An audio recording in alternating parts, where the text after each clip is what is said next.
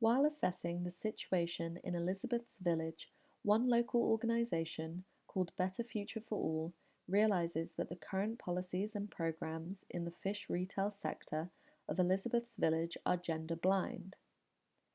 They ignore the economic, social, and political roles, responsibilities and rights, and power relations associated with being female and male. The NGO tries to give skills training to fish sellers, but the training is mainly attended by men because the fish sellers are mostly men, and the few female fish sellers, Elizabeth is one of them, have to leave the training early to prepare the dinner for the family.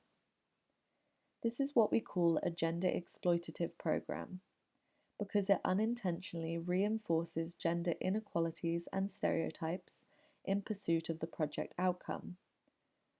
Because of their training schedule, in the end, only men are trained well, and the men are now even more convinced that they are better fish sellers than the women, who missed most of the training. Better Future for All realises this and changes the training hours so that it accommodates the women's household work schedules. However, many women are very tired in the evening after cooking and washing up. This is what we call a gender accommodating program, because it acknowledges gender differences and inequalities but works around them to achieve project objectives. Now, women are also trained, but their burden of unpaid domestic work is not being questioned. Better Future for All has really become gender aware and sets up a gender transformative program follow-up. This means they critically examine the inequalities in the gender relations and aim to change them in order to promote gender equality. During the training, they also hold discussion groups on types of work, aiming to shift roles and have men enter the private work sphere and women the public work sphere. They look for male role models who help their wives with childcare and cooking, and have them hold inspirational talks before each training session. They also engage the men and women to start making decisions together as a family on income and household resources. Elizabeth thinks the training could be the beginning of a shift in her family and community.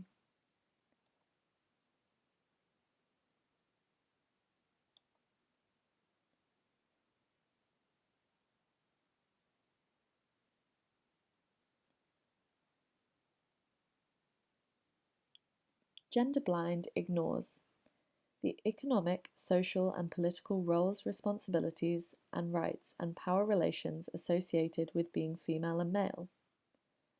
Power dynamics between and among men and women, boys and girls.